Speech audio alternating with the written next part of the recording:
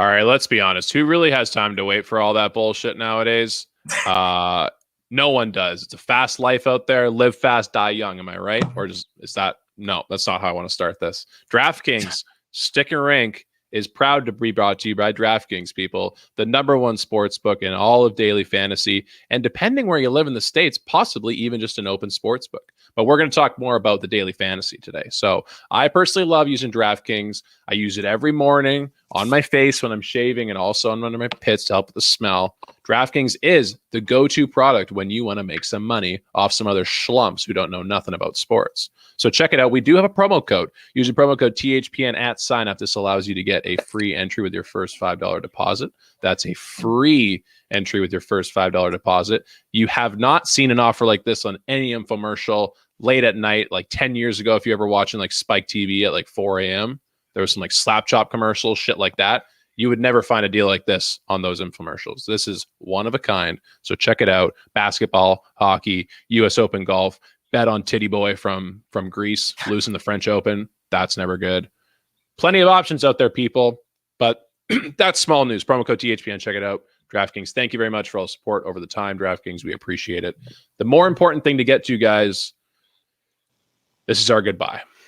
This is a big time goodbye. Let's hold in the emotions here. The fellas, which are Elijah, Josh, and Raffle, the ones who have been with you for now 2 years. Is this the second year of StickinRink, I think? Coming to the end of it, yeah. Yep, 2 full years of doing this now. If you had told me before that it'd be that long, I would have gotten the fuck out of Dodge and ran away. But no, here we are. And all kidding aside, I want to welcome the fellas for one last time to the StickinRink podcast. Josh, how you doing? There you go. Good, man. Dude, just a whirlwind of emotions, man. I know that obviously last episode we did the live episode with fan interaction, and I felt that went great. But yeah, man, we're coming to the StickinRink listeners for one final time here, and it's been an awesome ride. Obviously, the show goes on. The bus don't stop for no one. We're still going to be podcasting, just not underneath this brand or this network. But I think obviously we can't say enough about Fippin, the THPN boys, Dylan, Isha, the boys, for giving us a shot, bringing us up to the big leagues. But we're sending ourselves back into the Mindsies. So I'll throw it back into Raph. How you doing, buddy? I'm good. I'm fucking out here chilling. It's kind of a sad way to say goodbye to you guys, you know? Well, not goodbye, but just like see you for now. Yeah. Dude, we got, what's it called? I want to see how long it takes for one of us to get like emotional about us leaving the whole network. See if we get some waterworks going halfway through the episode or not. Dude, if I get drunk enough, I might start crying. So we'll see. I don't know. You guys know I'm the sensitive one out of the three of us. So how many White Claws do you think that's going to take? It would take a lot, I would say. Probably like a 6-pack, and for you guys to like really insult me and start really drinking, buddy.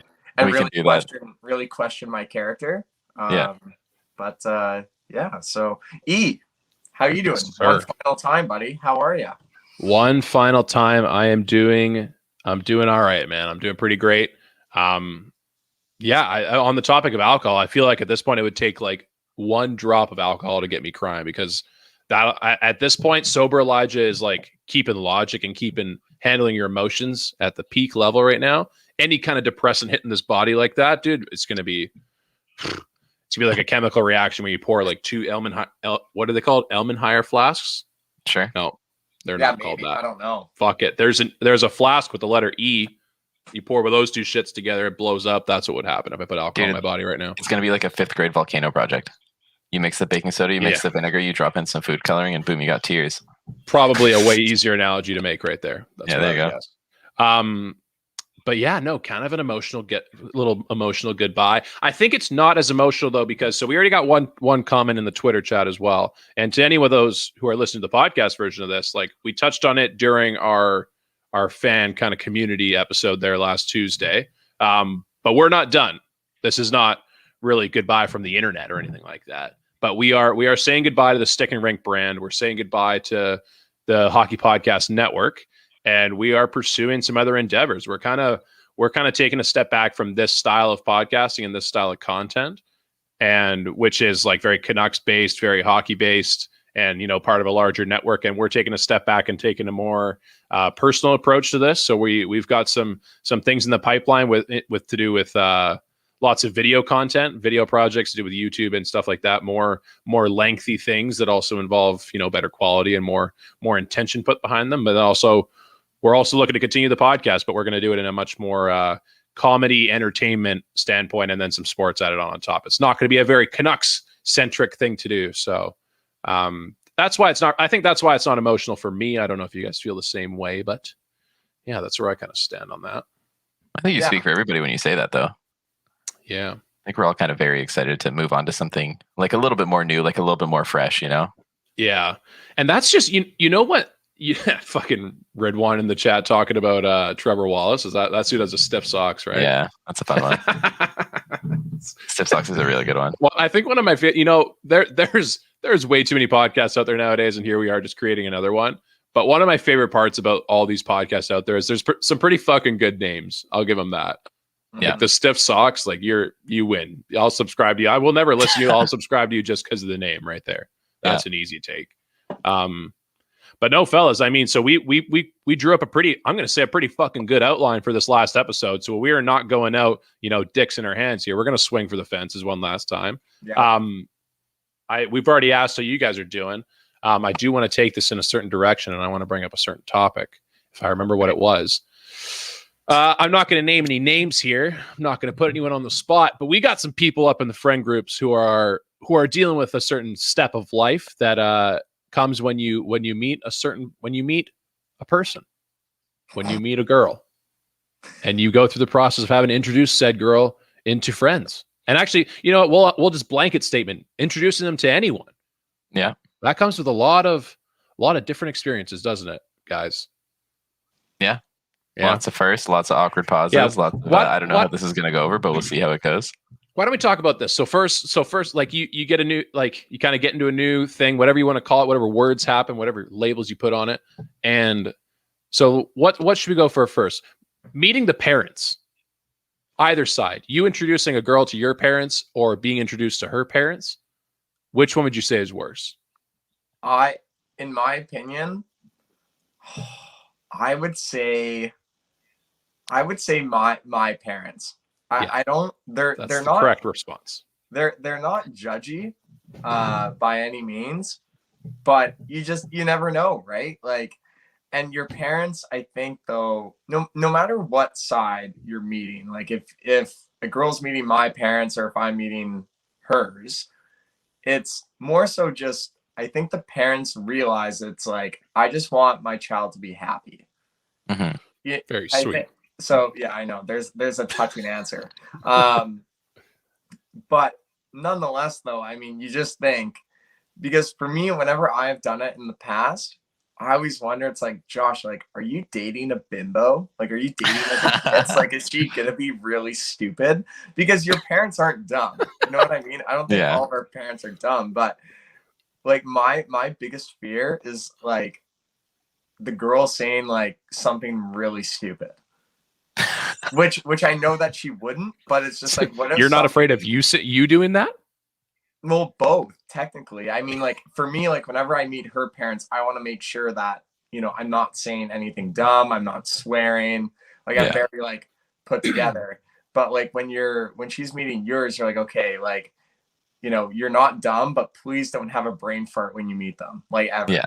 Don't ever have it. Like the first impression is the biggest thing. Yeah. Yeah. You're not wrong. Raph? I think mine is definitely meeting my parents. I like to think I'm pretty okay meeting parents. Like I feel like I can talk and I can like get along with everybody. It's pretty hard to hate your face in the first bit. Thank you. Thank you. That means a lot. Thank you so much. You're able to learn. I've figured that out, but in the first bit, it's hard to. Yeah, but I definitely think the more difficult part is meeting my parents, because my mom is an angel. She's like literally so nice, like super welcoming, all that kind of stuff. But it's my dad that is so fucking like stone-faced all the time, and you have no idea how he feels about anything. He's very like, rigid.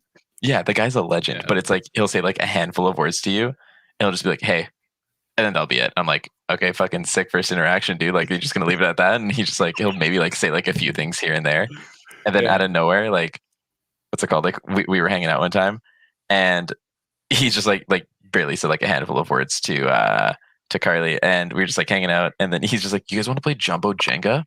And I'm like, "What the fuck, dude? I'm like, is this like your icebreaker right now?" He's like, "Okay." Yeah.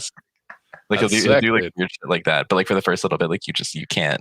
It's like it's tough to get to know him. Yeah. Nice.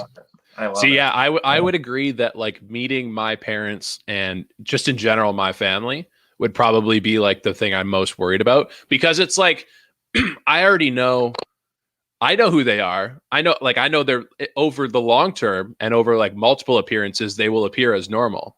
But like this is like sending someone up like, all right, dude, you have one plate appearance, like you better do well. Yeah. Like, you're sending my family up for one plate appearance, and I like my family's a very unique family. We got a lot of shit going on over there. Not like any family doesn't, but and then you throw the personalities in there. My mom's a lovely lady. My dad, lovely person. Brother, sister, everyone. They're great people.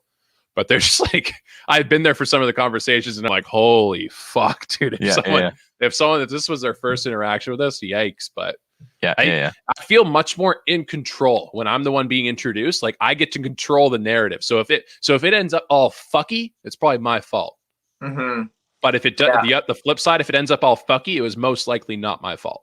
You which know is what, like though? it's hard to comprehend. You know what though? I like that comparison, because it's not maybe so much that the person you're introducing to your parents, but it's also like your parents. You're introducing your parents to them. Yeah. It's like, yeah. dude, That's like part of it. It's like, where do you come from? And like, if your mom or dad says something dumb, or like they say something like really funny, or if they hit it off, that person is like, okay, like I'm starting to piece together like how Josh acts or the way that he is. Like all of this is starting to make sense. The reason why he is the way that he is. Yeah. I love it. So run together now. My question for you guys is this: would you rather introduce somebody to your parents first or to your friend group first? I would go parents first. Like I feel like that's the actually okay. No, right no, sorry. I didn't think about that before I said it, because I feel like there's kind of like a significance, I guess, to introducing someone to your parents. Like, you know, like that's always looked at as like socially like a big step for some reason. I don't think it should be, but it's looked at as like I met his parents already. That's kind of weird. Like, no, it's like fucking people in my life. I don't know. Yeah, I think though the biggest thing with that though is the way that you meet the parents. Okay, so the girl that I dated for 4 years, I met her parents through me walking my girlfriend at the time home from school. And like, oh boy, her parents were just in the driveway. And like, they knew she had a boyfriend. We hadn't met yet. But they were super welcoming. However, if the first time you're meeting them, it's like a nice big fancy dinner in like a restaurant. It's like, dude, like there's nowhere to go. Like you're there for like an hour and a half, 2 hours. You can't fuck up. Yeah. And you can't poop. You can't poop in the restaurant because that's just awkward. You can't disappear to the bathroom for more than like 2 minutes. Yeah. Like, you're stuck at that table. Yeah. On the flip side of your question, so that's like the parents setting. My friends, I feel like the setting with friends is always very informal. You know, it's like, let's go for drinks, you know, come hang out at my place, you know, whatever it is. However, in our specific scenario, do I want to introduce a girl to my mutant friend group? The girls are fine, but there's certain people in our friend group, and the people listening know who I'm talking about. It's actually one specific person. Do I want my girlfriend meeting this guy who's just like an absolute menace to society? I've always wondered that, you know? Yeah. Just like, God, like Josh hangs out with a bunch of fucking tool sheds. Like, what is he doing? Josh just hangs out with a bunch of fucking mouth breathers. Isn't that exactly the comparison you talk about with the parents, where like you start to figure out like, oh, that's why he is the way he is. Like I get it now. Yeah, like I feel like there's a lot of explaining about yourself. Oh, absolutely. I feel like the parents paint the pictures to like who you were growing up and like kind of like shaping like your values and whatnot. Mm-hmm. But your friend group shapes the way that you are now. But day to day, they shape who you are day to day. Yeah, you model yourself after the people that you're around the most, which is easily your friends. especially at this age. So it's definitely an interesting one, but I would say the friend group is my answer. I would much rather introduce to friends and then parents. Yeah. I would, it's, this is an interesting point, like on what you said, like introducing to friends. I've been in a long-term committed relationship as they say now for about 7 years. So this is old territory for me. It's almost like can't even remember.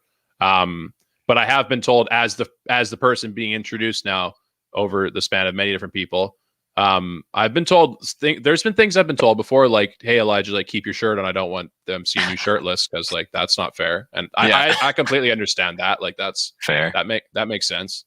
I don't want to make anyone jealous, that's totally par for the course for me. Can we talk about though, like on the topic of meeting friends though, how long it took you to introduce your girlfriend to everybody? Dude, I've talked to Megan before about this and she says it did not take that long. Like she's on record saying that, not me. You and Megan dated for a year.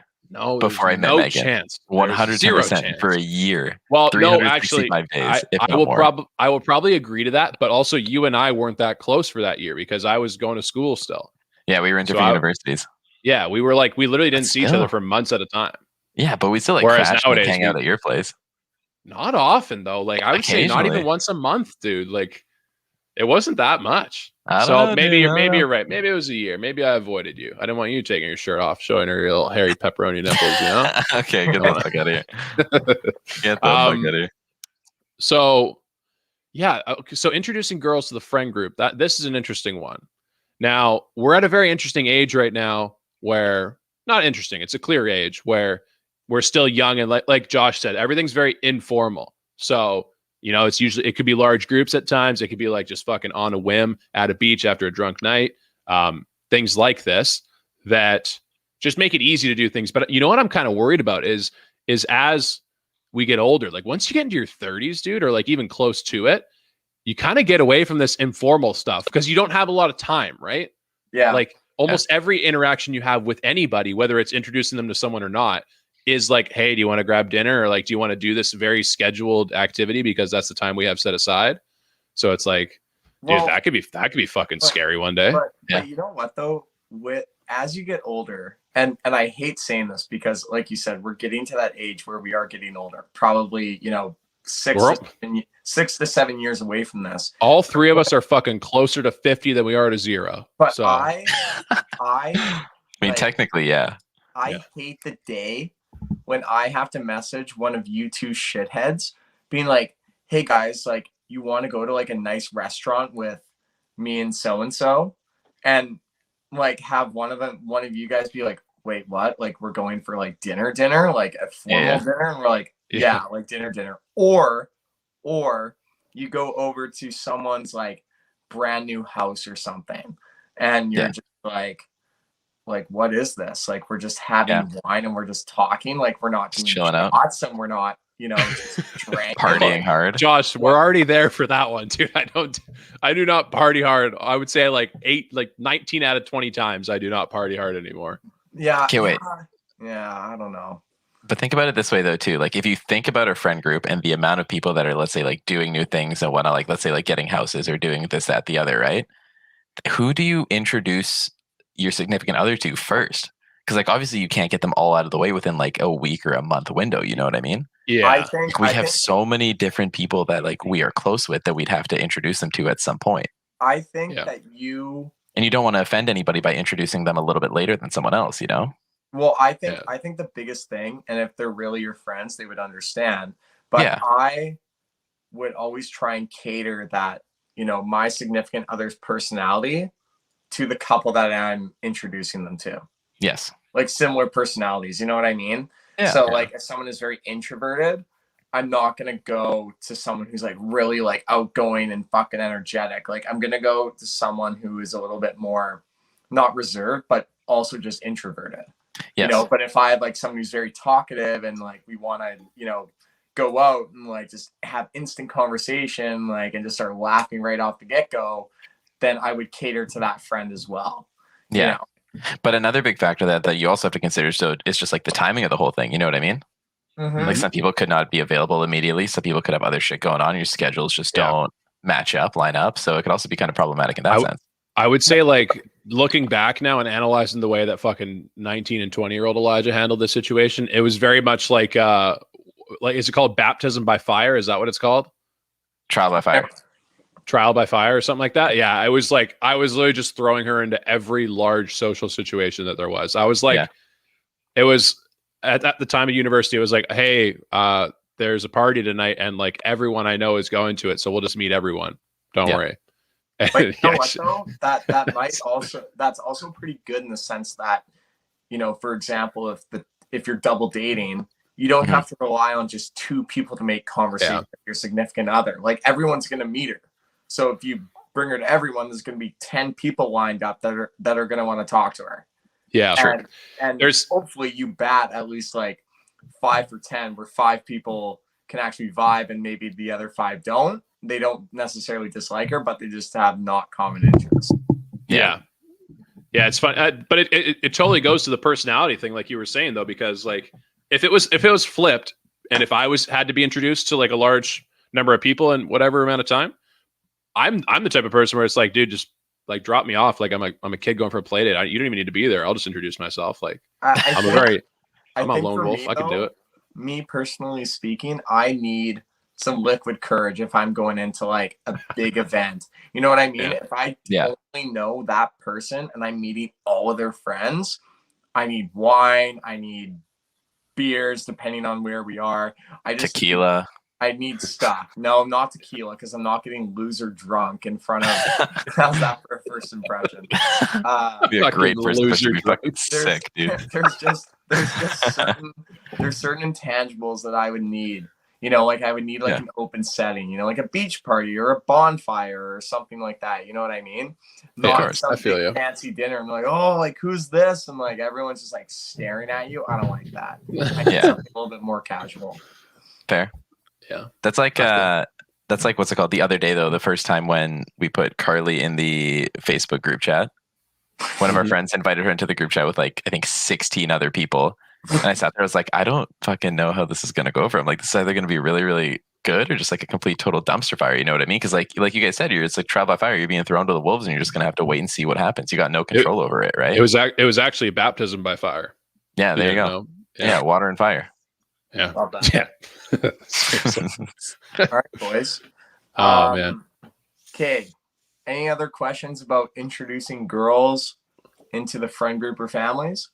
No. I was gonna say a mean joke there, but I didn't. It was about no one in particular. I was gonna say we don't need to talk about the bitches anymore. But that's just you made me say it. I actually didn't say it. Raffle said it. No, I applaud you for saying it. I think it's a good move. I think it's ballsy. Yeah, it's kind of like a blanket statement, you know? Yeah. What do you do in your last episode? You make edgy statements. Try and get the buzz going. If you see the viewership go up to like 300, let's just end it and let's just like leave. Yeah. Okay. Probably it's always best to go out on top. Yeah. Seriously. Okay, I got another topic. Or actually, hey, take the reins, dude, if you're ready.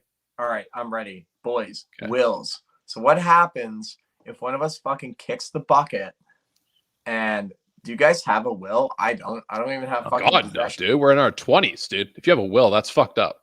Yeah. So what was the question over wills? I don't really know where we wanted to go with that. So it was because I went over to my parents' house over the last weekend, and my grandparents are like, they've made their will, and like it's just like fine tuning things, I guess, at times. Yeah. And he had texted me and my brother, and he was like, hey, do you guys want to come over and like sort out some things for the will? And like I kind of pieced through that statement, and he was basically like getting through some physical items, like actual like knickknacks and just like things he has that would probably otherwise be donated. Totally. So they weren't not like almost, there was a few things, but most things were like not heavy sentimental value. But either way, it got us both talking just about like wills and stuff like that. Mm-hmm. And just how like eerie the conversation is talking about someone about their will. Like it's just a very, very, especially your grandparents, dude, like people that are old, it's fucked. Well, it's a very real conversation to have. Fucked. Right? Yeah, it's right fucked up. I mean, I'll shout out my grandpa. He gave me some sick tennis balls. There you go. But it's like it's something that you never really them. consider, and you don't like think about them dying anytime soon or like passing anytime soon, right? But it's like the moment you bring it, you like say the word will, it's like holy shit, you realize how old they are, and it's like something could happen at any point in their lives. You know what I mean?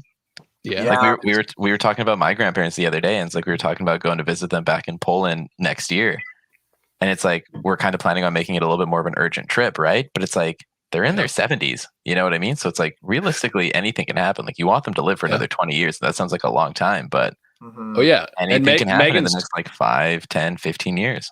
Yeah, Megan's family, and I've heard of a lot of families that do this, and they kind of they don't do this all the time, but you kind of like start dubbing every trip to go see people as like this might be the last one. Yeah, like you do that for a long time. You do it like multiple times. It's just like a very eerie feeling sometimes. Do you find it weird that we don't consider that for ourselves though?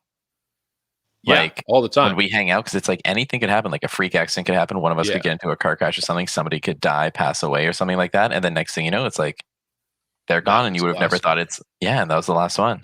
The last thing you say to somebody could be really bad. It could be really good, but it's actually so interesting that we talk about this, and I'll share kind of a personal story. So I guess maybe I want to say it was 4 months ago. My grandfather on my dad's side passed away, and this is a super touchy story. So I'm not emotional. Like I'm not gonna get emotional about it, but you know, he came from Lethbridge over to the island to see my dad. Obviously, my grandma was there too, and he was 92. Like he was old, and we, you know, I saw him, and you know, there was a little bit of me, and this is such a negative thought in my mind, but my dad kind of pointed it out to me as well, saying like, you know, like he's old, like, you know, we may not, like, he may not last, or, you know, like, you know, he's just getting older.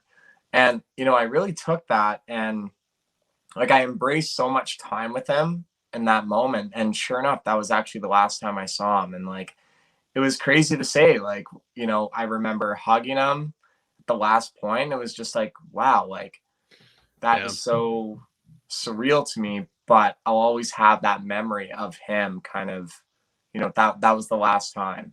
Yeah. You know, we went to that Goats on a Roof place on the island. We had a couple drinks, just of, you know, some rum, he was fucking rootin' tootin' all the way to his last days, eh? Oh yeah. Hell yeah. And he was just like, and still like great sense of humor, and like I feel like that was like a perfect, like it almost provided some sort of comfort for me, obviously when I was upset, like obviously that he's gone.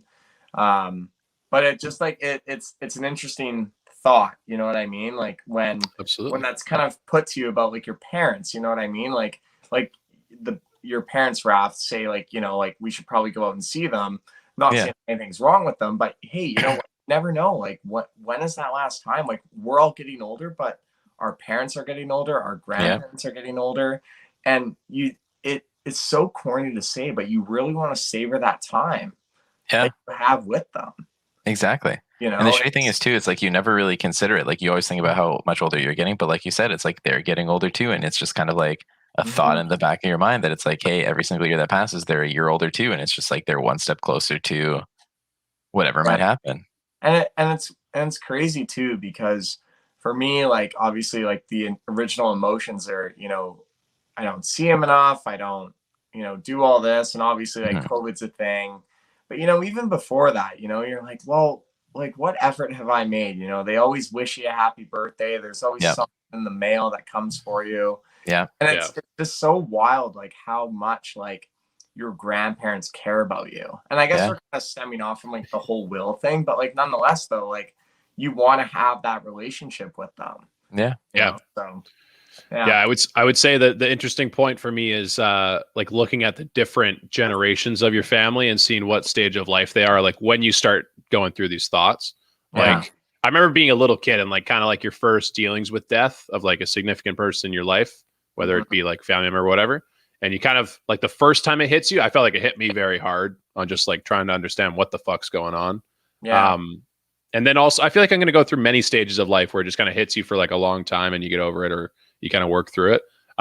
But anytime that happens, I kind of look at the different people in my life, like my grandparents both being in their like early 70s, I think, and not the best health wise, but yeah, like kind of thinking, okay, and my parents being in their early 50s, also not the greatest health on some of them there, but you kind of think to yourself, not only do I feel like I need to start like allocating time now, but I feel like if I wait at all, like they're only getting older and the things they can do are more limited. Like, yes, you can spend quality time with someone of any age, but in terms of like what my grandparents were able to do when they were in their like late 50s, early 60s compared to what they can do now, like I wish I had realized that when I was a fucking dumbass 12-year-old and 15-year-old. But yeah, like what can you do? You almost beat yourself up for it in a way, because it's like, fuck, like, and obviously, like, you know, your grandparents and your parents would never, like, you know, hold that against you. You know what I mean? It's just like, you get caught up in life. And like,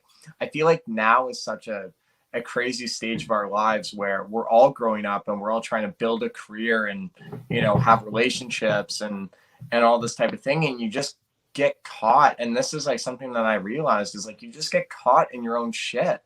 And it's no fault. Like, it's no fault of your own. You're just busy. And like, I think like the worst part is like, your grandparents are always thinking about you and they understand. Yeah. And like, man, like, and that's like the best part about it. That's the worst feeling, is like they're thinking of you, and like probably on like a daily basis, at least like a weekly. Like, hey, I wonder how Raph is doing. I wonder how Elijah's doing. I wonder how Josh is doing. You know, those thoughts are going through their mind. And it's like, how often do I think about, hey, like, how's my grandma doing? How's my grandpa doing? You know what I mean? Yeah. It's just like, and the worst part is like, you think about that and you feel guilty, but they never hold that shit against you. Well, they understand because they were at that point at some point in their lives too. You know what I mean? You know what's fucked? There's probably never been one fucking like young adult that has allocated enough time as they think they should. There's never been. No one's ever. You're always going to think you need to allocate more time with your grandparents. And even like, you know what the worst part is like, even the fact that we're talking about this, boys, is that we're gonna be that. Yeah. That's fucked. That. And you just think, you're like, well, I realized it when I was that age, so I understand, and the cycle fucking continues, and it's just and that's just like a part of life that's actually like so depressing. I'm actually getting sad right now. I know. So what you're saying is, as older parents and young grandparents, one day we have to break the cycle, and we have to literally probably daily guilt trip these kids. Yeah, you gotta be like, listen, I think my hip's going out today. Like, I think I'm falling today if you don't come. In fact, I will fall today. Yeah, it almost makes me think, it's like, hey, like, what are you doing today? It's like, oh, hey, Grandpa, sorry, like, I'm golfing with the boys. It's like, cool, I can still drive a golf cart, and you just go hang out with them. You're like, oh, I'm meeting this girl first day. It's like, oh, great, I'll pick up the bill. I'll be there soon. Yeah, don't worry. Then, like, Ralph's grandson is going to be like a gaming fucking wizard who's going to be making millions. And Ralph's like, I'll fucking take you any day, Sonny. Yeah. And just fucking bury him in Call of Duty. Fire up the old PS4 because it'll be like 80 years old and you'll smoke them. Dude, I really hope my kids and my grandkids play video games. I think that'd be fucking sick. Dude, that's epic. That'd be like epic. I can't wait for how good video games are going to be when you're 85 years old, Raph. Yeah. And you're going to be so fucking mind blown because you're just going to be out of the game for so long. You're going to be like, holy shit, like, that's so cool.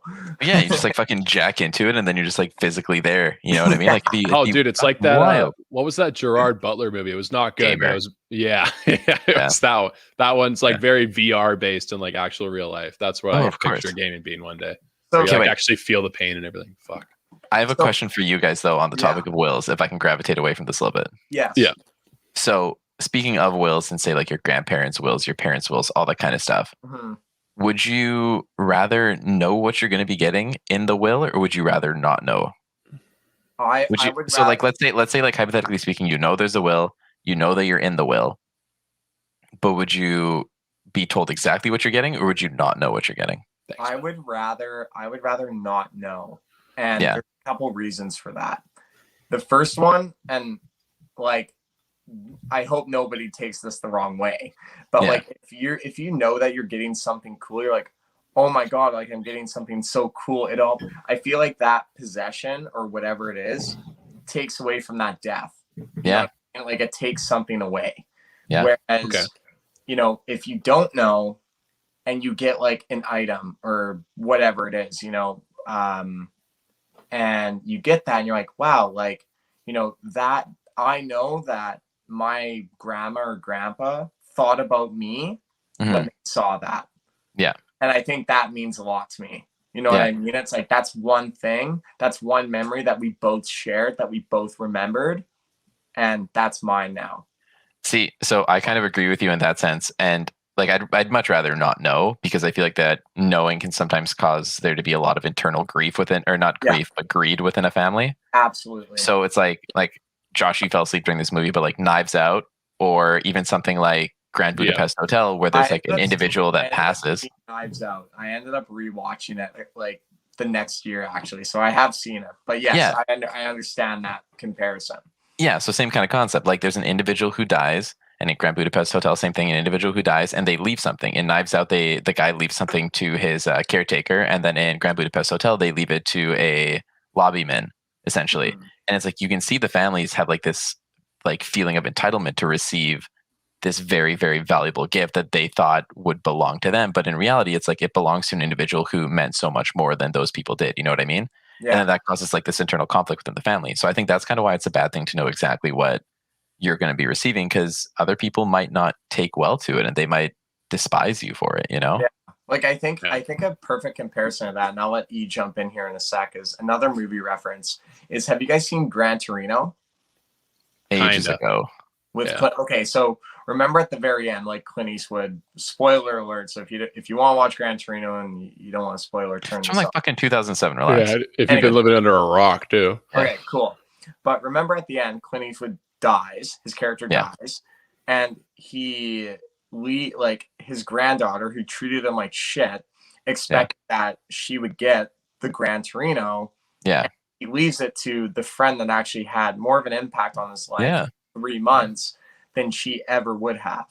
Yeah. So it's an interesting kind of thought. You know what I mean? Like, I feel like you should never try and, as your grandparents get older, I feel like that's such a greedy and just kind of shitty thing to do. It's like, hey, like when my grandparent dies, like I want to make sure I get that. It's like, what do you mean? Like, in order for you to get that, you have to wait for your grandfather to die. Like, what? Like, who are you?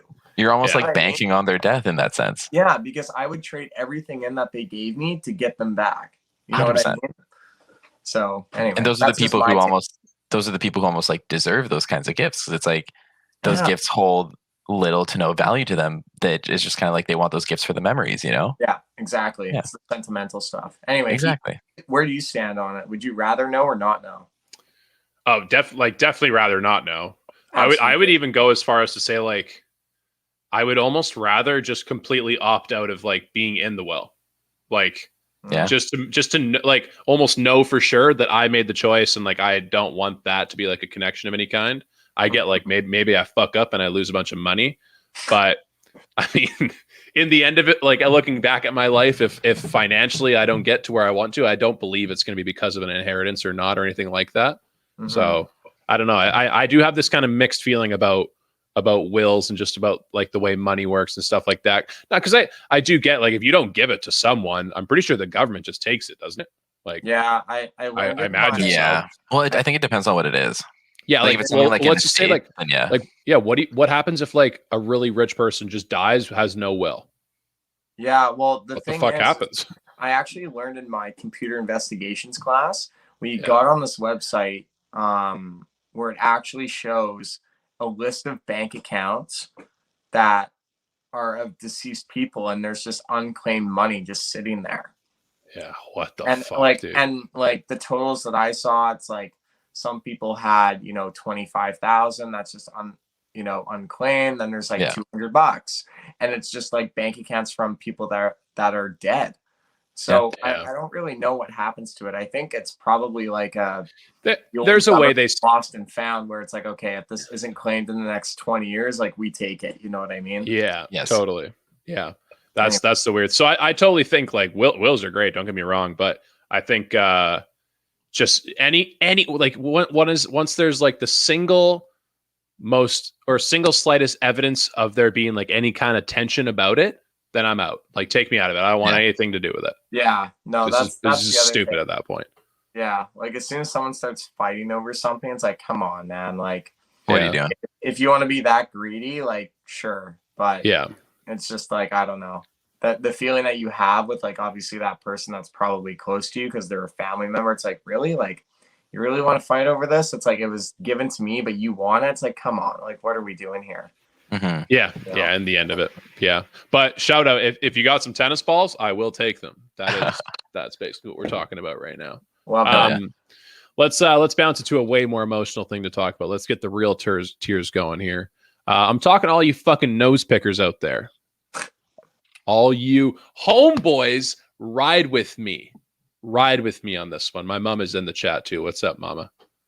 Yeah, we're talking about wills. That's right. I Or we can. talked about it. Kim, say hi to Carly. Just you can write, hey Carl. It's easy for you. You know what you're doing there. Also, so talking about nose pickers, basically, so I put out this poll on Twitter. This was today. I basically just said straight up question requiring a straight up answer. Who picks do you guys pick your nose?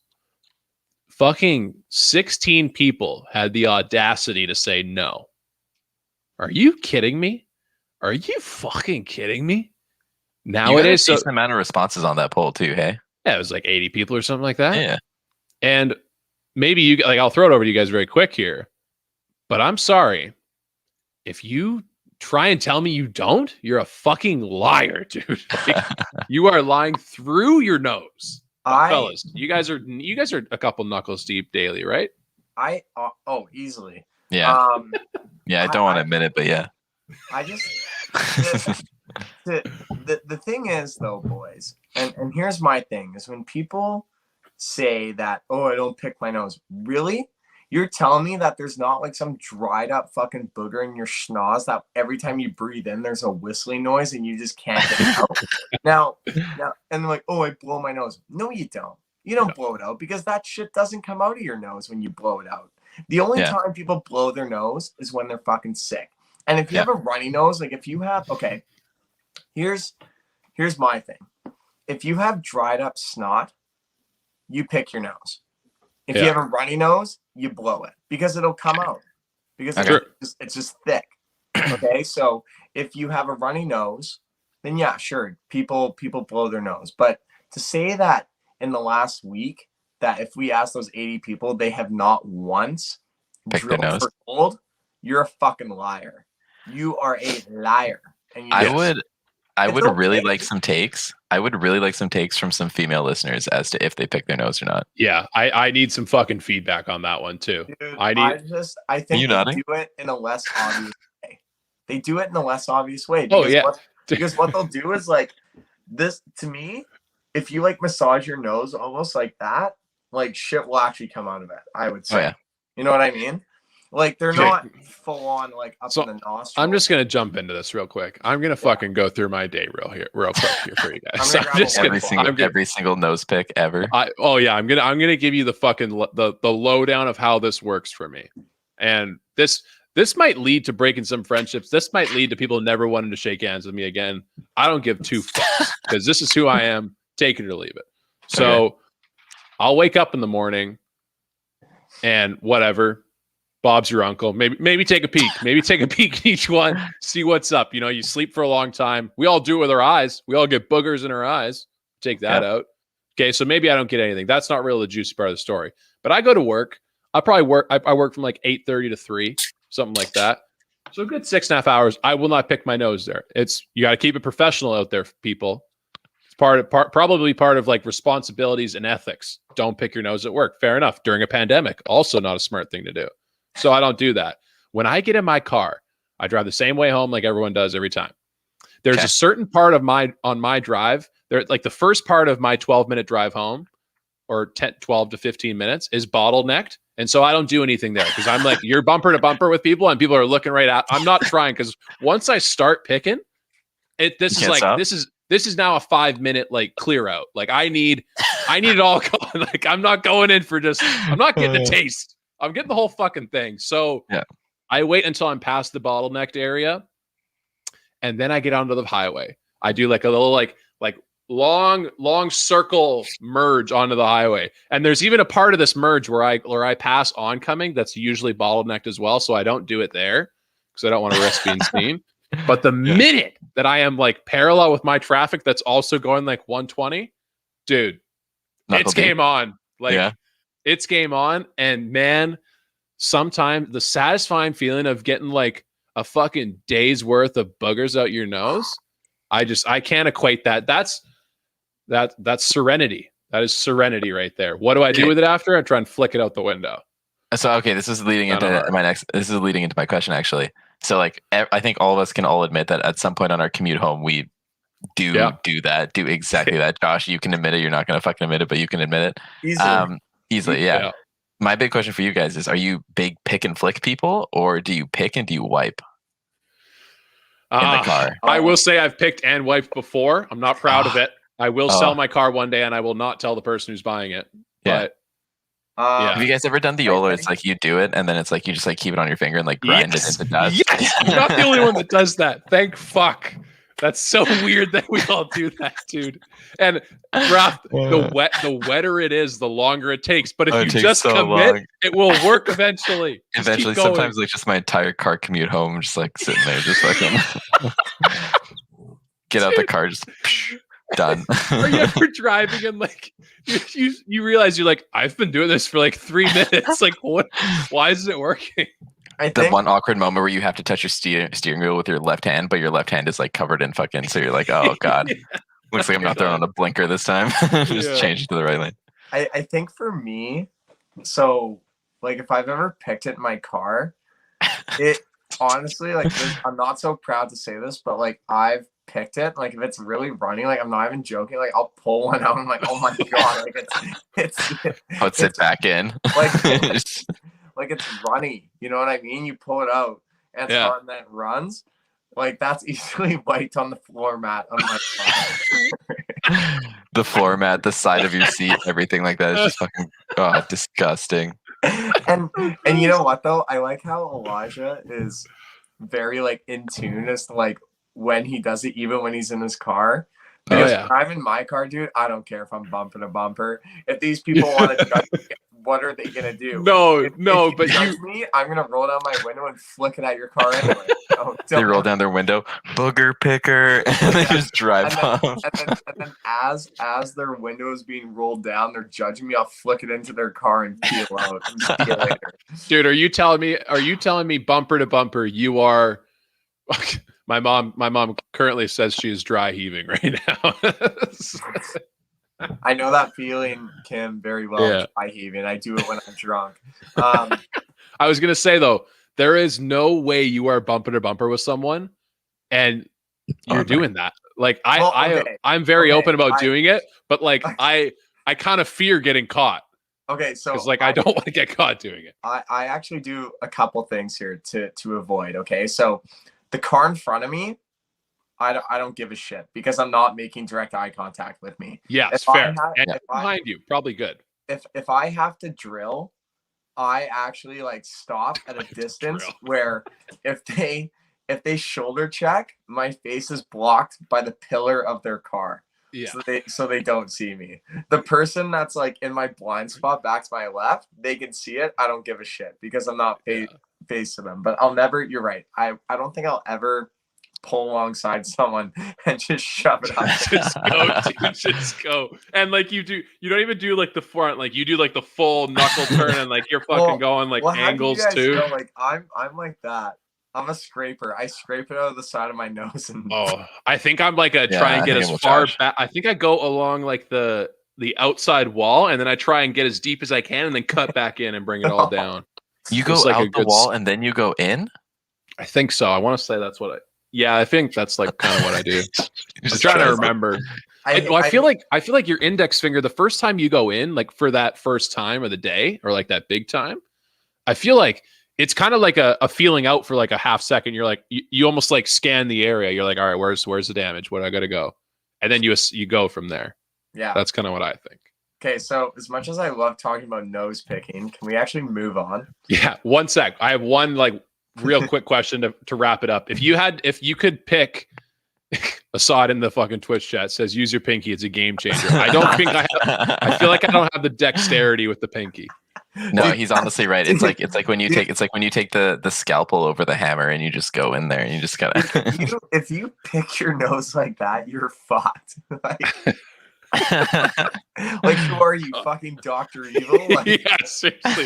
You're doing that, dude. Oh my god. Okay, real quick though. If you could choose one thing to normalize in society, like completely destigmatize, would you rather be farting or picking your nose? Farting for sure. You think so? Farting is such a bigger relief. Yeah, you're right. You're right. Here's my thing about that though, is the funniest thing about that is like, could you imagine just like at work? Like, I want like the same sense of humor we have around farts to still carry over into that question. No. You know what I mean? I don't want it to be normalized to the fact where like people don't bat an eyelash. Like, I still want people to think it's funny, so that way it's like no one's grossed out and they don't smell. You know what I mean? Like, you're at work, you're talking to someone, they just let one go and you guys just start laughing. You know what I mean? Yeah. Like, yeah. Dude, can you imagine being in a restaurant if everyone's just ripping ass and it's totally kosher? Like, that's like people coughing. Everyone's just dude, could like, you crop imagine testing left, right, and center? Dude, your Yeah. server's taking an order, like you just get your food, like you're sitting in a booth, server walks by and just like and like it's kind of like sneezing. You're just like, oh, sorry, my bad. Excuse me. Sorry. Just had a massive burger for my break. My bad. Chili's on special today. Sorry, folks. Holy fuck, dude. That's anyway, too much. all right, let's move it on here. So okay. In StickinRink fashion, we always kind of fuck around. Normally it only takes 25 minutes. We're at 52 minutes on the pod and we haven't even talked sports for the final time. Yeah. Jeez, we haven't even gotten there yet. So in case you missed it, the NHL playoffs are happening. Yeah, been happening. The Western Conference Finals and Eastern Conference Finals are a go. So we just had game one between Tampa Bay and New York. We'll get to that in a second. But the last time we recorded, boys, we were recording in game 6 of the Colorado and Vegas series. Vegas ended up going on to win in 7. Congratulations to the Vegas Golden Knights, who are going to be playing against Montreal tomorrow, which is Monday. So, the Vegas Colorado series. Thoughts, concerns, any takes? Like, big takes. What happened here? Well, I would say it's like a Jekyll and Hyde situation, dude. Like that was incredible, the turnaround. Not so much of what Vegas was doing, because they really had one off game and that was it with them, I would say. Yeah. And they kind of then regained their form. It was more Colorado where, they fucking dominated the first round. They looked like they looked like the Monstars out there. It was cruel what they were doing to the Blues. Absolutely. And then even in game 1 of this series, when Vegas was flat, that was just reassurance that what we saw in the first round was going to be much of the same of what we see in the second. Yeah, and then carry forward even game 2. So they win game 2, but they don't deserve to win it. They get grossly outplayed. Yeah. And so I think at that point you say, okay, Vegas kind of blew. Well, apparently you said Vegas won in 7. I think you said 6. Or 6. Vegas won in 6. Sorry, I thought you said 6. I said 7. That's all right. So. Yeah, so I mean, I at that point in that series, I thought because Vegas had lost that game, I thought the series was over. I didn't think it would end in 4, but I thought maybe 5 or 6. I thought they had blew their chance by not getting that game. Yeah, and fuck was I wrong, dude. This just goes back to let's think of any scenario where a playoff team that's a very good regular season team and someone that's feared in the playoffs has only had really one go-to player, maybe 2. Mm-hmm. I mean. The Flames, Johnny Gaudreau, didn't work out very well for many years. The same thing with the Avs now for a few years. Mm-hmm. Even Toronto, I know they got a few guns. It's not working out. These guys get shut down, man. And Vegas is like a 12-headed monster, dude. They've got it's insane what they've got turning at times. So they have depth on depth, and it's so crazy because when I look at a team like Vegas and I look at a team like Colorado, the depth on Vegas is undeniable, but they don't have like the true superstars that Colorado has. But it almost makes you wonder, do you need like a game? Like, who's the game changer on Vegas? Who is it? Like, Yeah. who's the guy that's going to steal the series? I think the case could maybe be made for Marc-Andre Fleury, but maybe not. I don't know. Maybe Mark. Well, and they don't even need him to be like a steal the series because of how good their team is. Exactly. So when I look at a team like Colorado, they need their first line to produce. Edmonton needs their first line to produce. Toronto needs their first line to produce. And Vegas they don't need it. They don't, and it's wild to me. And this is where I think, and we'll kind of get to Tampa Bay in a sec, but this is where Tampa Bay is just completely over the edge because they have superstars, plus they have the depth to back it up, which is nuts. Like, it's undeniable. But, it was McKinnon, like, he was pretty much silent in that series. He didn't really do a lot after game one. And it's hard. And it seemed like Vegas did a really good job at shutting down Cale Makar, not nearly giving him as much space as St. Louis did, and as much as they did in game one. So it's interesting. But, the quote that really kind of stands out to me is the post-game press conference after. It wasn't right after they left, but McKinnon was the quote saying, like, I'm going into my 9th year and I haven't won shit. Yeah. So, what I like though is a guy who just lost, but he's getting hungrier and hungrier. You can see it, which is huge because it's true. And the fact that Nathan McKinnon has been in this league for 9 fucking years, that's crazy to me. That's I know. wild. It's time flies, doesn't it? Like, to think that Colorado really only started to get good maybe 3 years ago, and McKinnon has been on the same team for the previous 6 before that. Like, you really have to trust that process, in the words of Joel Embiid. So, I mean, it's tough for Colorado, but they're going to be back. They're going to. I think they're set up really nicely. That's for sure. I think they are. And do I think Grubauer is the answer long term? No, I don't see that for Colorado. I think he's actually kind of old, is he not? Like, he's in his 30s. You think so? I don't think he's young. He's not 29. old. Like, he's 29. So I mean, for a goalie, that's pretty young still. Yeah, for a goalie, it's pretty young. But I mean, as soon as you turn 30, like, you're kind of like, you're supposed to be kind of entering your prime. And Grubauer had a great year. I mean, he's a Vezina Trophy candidate, which is huge. But, I think just if you can shut down, and this is the easiest saying that everyone says about these kind of first line teams, is if you shut down their first line, like, you can win. Yeah. And that's what Vegas does, right? Like, they neutralize your first line because they're so good defensively, and then their second and third lines provide so much secondary scoring that you don't really have a chance. And even when you fuck up, you still have Flower. You still have the Flower backing you up. So, I mean, his resume speaks for itself. So, Vegas, man, like, was I shocked that Vegas won in 6? Yeah, honestly, I actually thought it would be a close series. I knew Colorado wasn't going to walk them. I knew Vegas I wasn't expecting them to walk them, but they did. They got flat out outplayed. A little gentleman sweep there. Mm-hmm. Fucked them right up. Did you happen to catch this interview question that a reporter asked? Yeah. And we won't touch on Raffle, have you seen it? I sent it. I watched it. I checked it out. As soon as it came out, I sent it to Raph because I knew that we were talking about it the previous 2 episodes ago. And I'm like, Exhibit A of bad media questions. Like, dude, like, and just what the fuck, man? Like, what are you doing?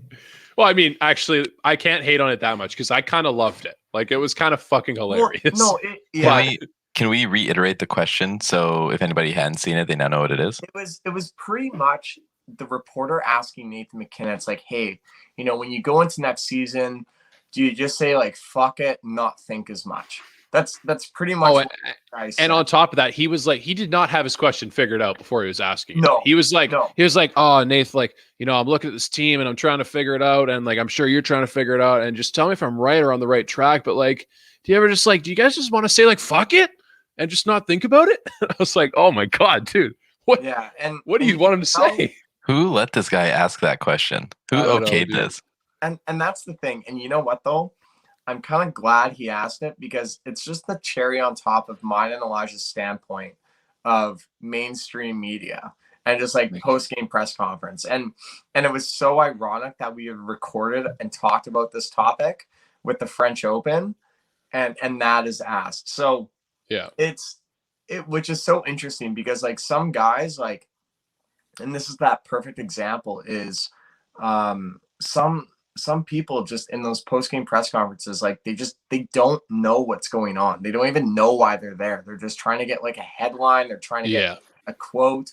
And I think there was another one, and I don't know if it was actually from the French Open, not this year, but maybe like 5 or 6 years ago, or it was from a tennis tournament, but some fucking guy asked the loser of the match how did they feel winning. Yeah.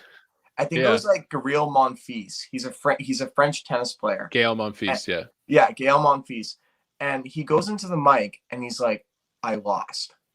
And he instantly looks at the media rep next to him. He's like, why am I here? So it's just a whirlwind of just shittiness. And you could tell by Nathan McKinnon's reaction, he was literally like, what are we doing here? Like, what the fuck? Like, why do you guys want to interview me right now? Like, what do you guys want? Like, we got killed. You know what I mean? Like, that's the end of it.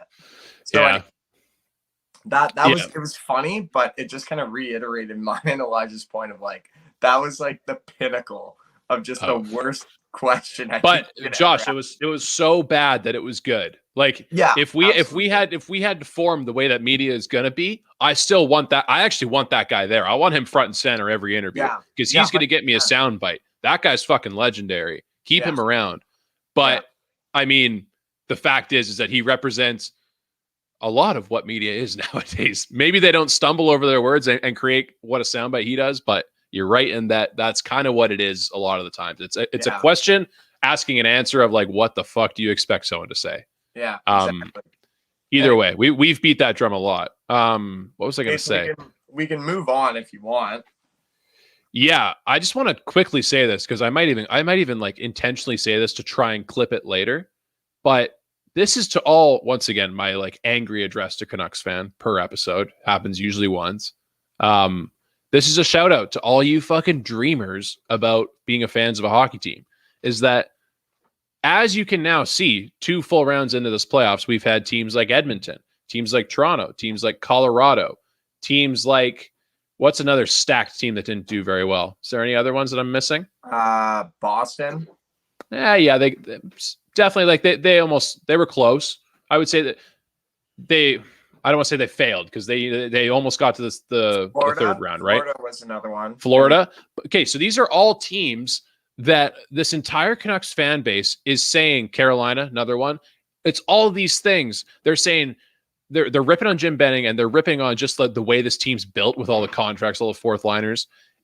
Look, open your head, open your eyes, dude. These teams that are supposedly built perfectly also don't win. Like I hate to say it, in the end of the day, we had just as a successful season as Colorado did. And actually, for all those fucking biters out there who love draft picks so much, I guess we had a better season because we didn't win and we get a better draft pick. Sure, let's go that route. The fact is, you really don't know. And broadcasters mention this about Tampa, is that the only reason their team is as good as it is because of patience. Like, dude, Hedman's been in the league for like 13 years now or something like that. It's been fuck long of a time. Kucherov is 29. Dude, like, he only started to get good when he was like 26. Yeah. And people are out here like just absolutely burning the city down because they're flying planes with banners in the sky because we're not winning cups when, or we're not making it to the third round when Pettersson, Hughes, and all these guys are all less than 24 years old. It's like, how fucking dumb are you? You need to open up your eyes and realize that if you have a good team, okay, you just did the hardest part. Now, the easiest part is watching them grow. That's in my opinion what this team needs to do year after year for the next 2 to 3 years. Watch this team grow. Yeah. So that's my rant. I'm done now. Thank you for mean, bearing with me. I think the other side of it though is, and this is talking about Ryan Whitney on Spin Chicklets, is he was addressing Montreal fans because Montreal fans hate him now because he doesn't believe in the Habs. But what he was saying though was, for all the Montreal fans out there, and I have to agree, I'm not saying I'm rooting against them because like they still had to play to get here, but have they kind of gotten a little bit of luck? Yeah, totally. I mean, you didn't have to play against John Tavares in the first round, so that's a second line all-star center. Probably a first line on most teams. First line on probably like 90% of NHL teams. So you didn't really have to play against him. Okay, cool, fine. You get to the second round. Well, you lose Scheifele for 4 games. So, and again, like obviously if you swept, like I think Scheifele obviously like, him not being there in the first 4 games, I think obviously helped the Canadians win. I don't think he was a deciding factor. But when like you still like that's a little bit of luck. At the end of the day, you still have to beat the team. You still have to outplay them. I'm not denying that. I'm not taking away anything from Montreal's victories. But when you look at that, there's certain intangibles that have come into play. It's like, okay, well, there's always going to be the what if factor, but we don't give a shit about the what ifs. It didn't happen, so it's only speculation at that point. However, you can obviously, any true hockey fan knows that when you're playing a team and John Tavares is not in the lineup or Mark Scheifele is not in the lineup, that is a big hit. Totally. It's just like if Connor McDavid were to get hurt and Winnipeg still swept Edmonton. There'd be so many Edmonton fans saying, oh, we lost because we didn't have McDavid, when really he was there and you still got swept. So clearly, like, he's not that big of a factor, apparently. However, the conversation can be had. So, like, I think there's always teams that just need a little bit of luck to win. You can't. Oh, you have to have the luck. You have to. There's always going to be a questionable call, whether it's a goal or, maybe a questionable penalty that puts your team on the power play and you get the game-winning goal because of that. There's just little things, or like the goalie having a bad game. It was in the semifinal where it was the shitty goal on, I always forget the Carolina goalie, not Mrazek. Who's the other one? Nedeljkovic, like that one that squeezed in from him hugging the post. Like, I'm not saying that decides the series, but it decides the outcome of that game, which can in turn affect the momentum of future games played. So, and again, like, it's all just speculation, but teams that win, like, you need those bounces. You need it. It's impossible to say that you don't. You can't win on skill alone. I don't believe that. Agreed. All right. Anyway. Real quick, let's wrap up some hockey talk by saying, by jumping into today's game real quick, and maybe we'll make a quick mention of the series to come tomorrow with Montreal and Vegas. So the Islanders, can you just really quickly tell me if today's performance has encouraged you to believe they have a chance? Because many people are not giving them a chance in this game or in this series at all. Dude, honestly, like, the way that the Islanders are playing, if the Islanders somehow beat Tampa Bay and the Islanders go on to win the Stanley Cup, like, Matt Barzal is he's writing what's his contract at? He's a RFA at the end of this year, I think. Dude, or a UFA, one of the two. If the Islanders win the cup, or at least go to the cup, and if they win it, that guy is probably going to be the highest, if not the second highest paid player in the NHL. No, he won't. I'll strongly disagree with you there. No, are you joking? There's no chance. He won't be. Easily. I'll easily hop off that bandwagon. Oh, dude, I don't know, man. He's in the first year of a 3-year, $7 million per contract, so he's not up for it for another 2 seasons after this one. Even if you gave me, because he took a bridge deal, much like Besser. Okay, then I'll retract that. Okay, I thought he was an RFA this year. Yeah, I said that, but he was an RFA before, and then he signed this deal. Right. So Okay, never mind. doing what a lot of guys do. But even you know what? Even theoretically, I'll give you a little bite here. Even theoretically, if he was a free agent as of this year, I had a conversation with our friend at the bar earlier today about the same thing. I don't think he would get paid more than $9 million. Oh, I don't see it. I don't see, you can't like there. So here's the first point. The Islanders sure as shit ain't paying him more than $9 million, because that's just not the way the team's built. If they did win the cup, or even if they made it past this round, the reason they make it is not because of Matt Barzal. It's mostly because of Barry Trotz, I suppose. He's just, everything's tied across the board as reasons they make it. Their goaltending's great. Defense is just playing out of its mind. The forward group just plays as a unit.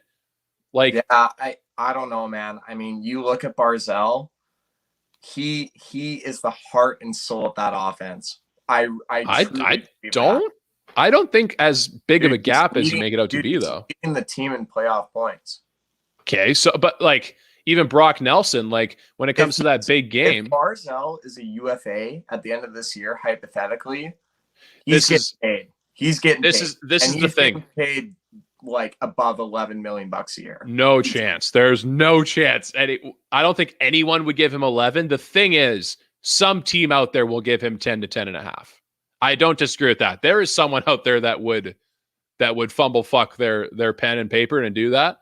But any smart team would, even if they had the cap space, would not pay that man more than $9. Let me ask you this: Who do you think's better, Jack Eichel or Matt Barzal?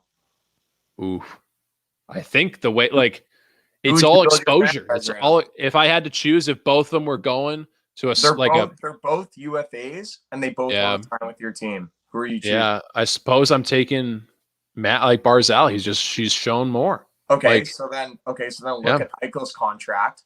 I see it. I see where you're going with it. Yeah, so I see where you're going with it. I don't know, man. I guess I go the route of the player is a beneficiary of the structure. The structure that Torts is given.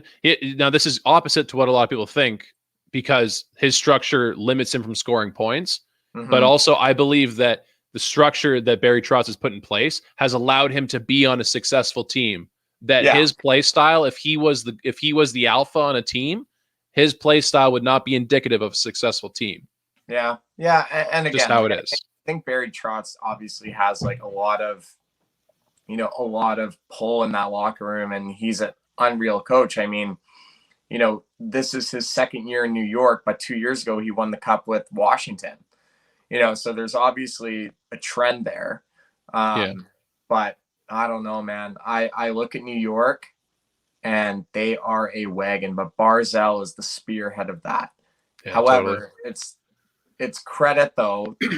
There definitely needs to be some credit to Barry Trotz and just the way his systems ran, the way his offenses ran, the way his power plays ran, everything. So yeah, I don't know. It's an interesting question, but totally. I think Barzal, like if he won the cup and he was a UFA and he was the Conn Smythe winner, that guy's easily getting plus $10.5 million a year. Nice. Good talk. Okay. Why don't you finish up by giving me any adjusted prediction for how this series is going to go, and then just give me a brief statement on how you think the Knights and the Canadiens is going to play out.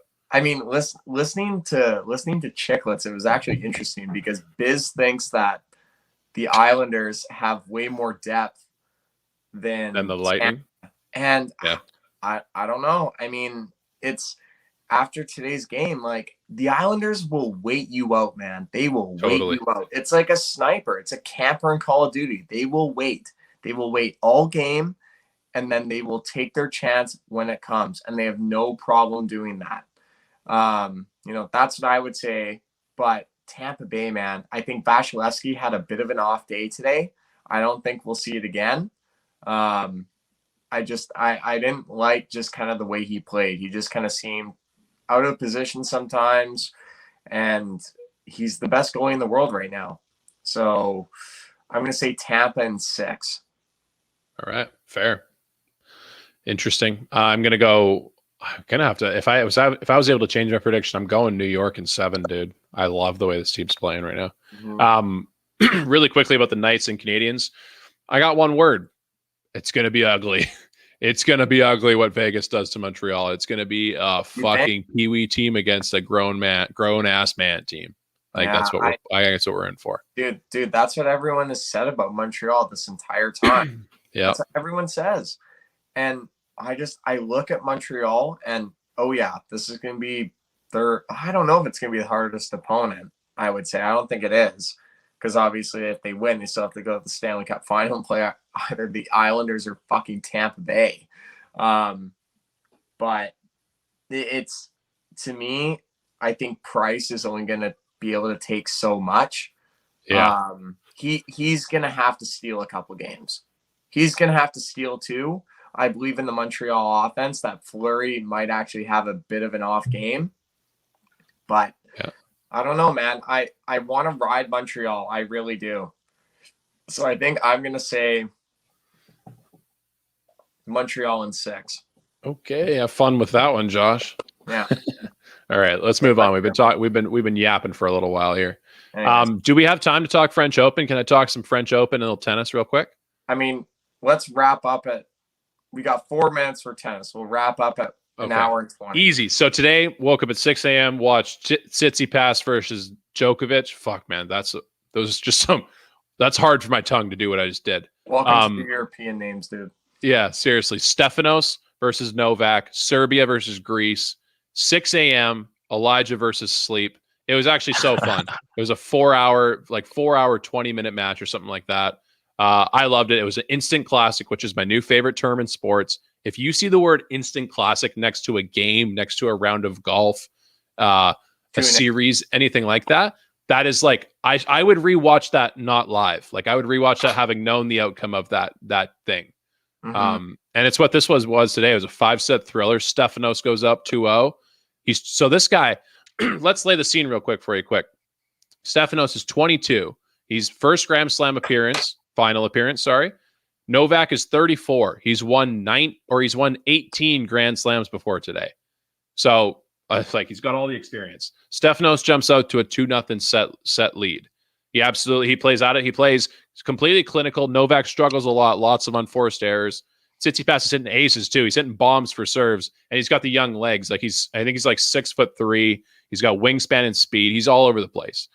But something happens, dude, in the third set where, it was just, so even in the first set, I should mention this. In the first set, they're going toe-to-toe, and they end up at 5-5. And how does it go? Sorry, they end up at 4-4, and Tsitsipas is serving. And so in tennis, a big aspect is breaking the other server. If you get a break point and you win that break point, that's a huge thing. Like you have now taken control of that series because you can just serve out. So Novak breaks him. He's up 5-4. He's serving for the set. And something happens when he sits down. He loses his focus. Tsitsipas comes back, wins that game, wins the tiebreak. Complete change of momentum. The next event in this match was what I want to talk about. So it goes into the third set. And you could tell, like Stefanos is intense, dude. He is like so laser focused but he's also young. He's so young, and you could tell he's in a position of power in this match. He's in a position of huge leverage. It's almost like he started the game. He had nothing to lose. Just go out there and play your game. You have nothing to lose. Yeah. And then all of a sudden, you get such a big lead that no, dude. Now you have all the pressure on you. Like you should not blow a 2-0 lead, no matter who you're playing. Yeah. And dude, you could just see something happens to him because Novak comes out. I think he breaks to start the set, or he breaks the second game, one of the two, and he comes out, and now he's normal Novak. He's hitting shots. He is not hitting any errors. And you could just see as that set unravels, Stefanos starts talking to himself. And he starts like, what we do when we golf, and we say, like, you're a fucking idiot. Like, fuck you, Elijah. He starts snowballing a little bit. Yeah. And the snowball starts rolling, dude. Third set, a wipe. Fourth set, not really that close either. And dude, like you could just tell as the fourth set goes along, because once you go to the fifth deciding set, dude, you're in this game still. Like you're in this game. Just be in the moment. And you could just see it in his face, dude. He was so in his own head at that moment. I haven't seen that in a while from like a professional level player. I don't watch a ton of tennis, but like that was just electric to me. Isn't it fascinating though that, there's so much information out there. There's so much specialty coaching out there. There's so much everything, preparation that you can do. But in the end of it, you're still 22 years old. Yeah.